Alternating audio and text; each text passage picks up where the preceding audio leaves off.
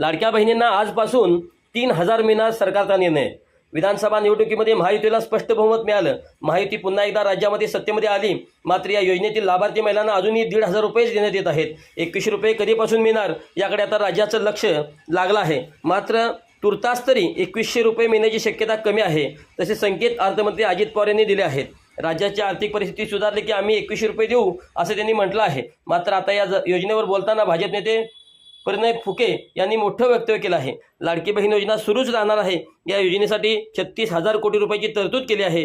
2100 काय 3,000 रुपये देऊ, पण थोडा वेळ थांबावं लागेल। मी तुम्हाला दाव्याने सांगतो 2100 नाही तर 3,000 रुपये देऊ, पण काही दिवस थांबावं लागणार आहे।